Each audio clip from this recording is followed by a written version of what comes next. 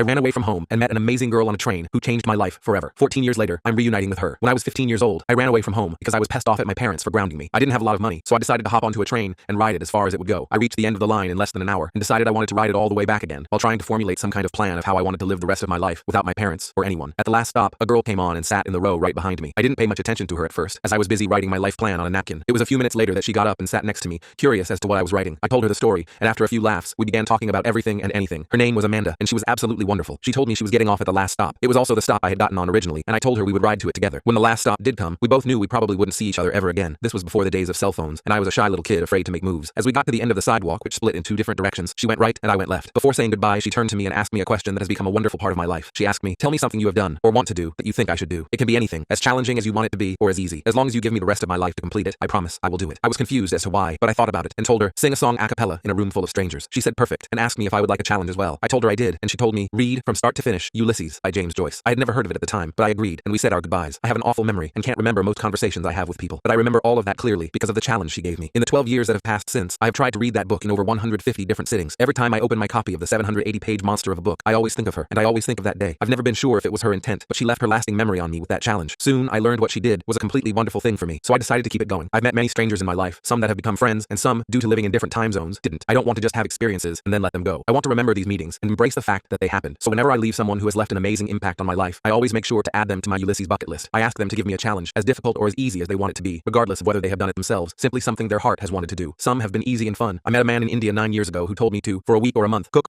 twice as much food as I intend on eating and give the other half to a stranger in need. I completed that mission 8 years ago, thinking about that man and our time together throughout. I met a girl on a cruise 6 years ago who told me to jump into a body of water on a slightly cold day without touching or feeling the temperature first. I did that the very same year. I met a couple at an outdoor music festival a few years ago that told me to wear the most bizarre outfit imaginable and walk through a public place, completely oblivious to the fact that you aren't looking normal. I did that task the very next day at the same festival. Some have been difficult. 3 guys I met in Amsterdam and smoked all night with told me to go to a mall and give 10 strangers 10 presents. That one took a lot of courage, but I did it a year or so after I met them. It was nerve-wracking, but at the same time exhilarating, leaving my comfort zone. A girl I met on a plane told me to skydive. I'm still in the process of getting that done. There are many others that each brought joy to my life. There are still many tasks I have yet to accomplish, and every time I think of these tasks, I think of the people that gave them to me. It amazes me how well I remember all these people. While I can't remember so many aspects of even yesterday, these experiences, not only do I take from them a mission or a challenge, I also take from them a memory that never fails to appear inside of my mind. I opened my Ulysses book for probably the 300th time yesterday and read a few pages. I'm in the final 30 pages of the book, also known as the most dreaded of the read. In the last 40 pages or so, James Joyce doesn't use a single punctuation mark. No periods, no commas, no nothing. A straight 50-page run-on sentence. I look back at all the adventures we've shared, the places we've been, and the memories we've made. These experiences have shaped me in ways I never imagined. Never did I think there was the slightest chance I would actually get to talk to her again, but that's exactly what happened. Last night, I found out that the Amanda that guy who ate knew was in fact the Amanda I met 14 years ago. I sent her an email reminding her of our meeting years ago, and she replied to it. We've been talking a lot, and we're going to meet again very soon.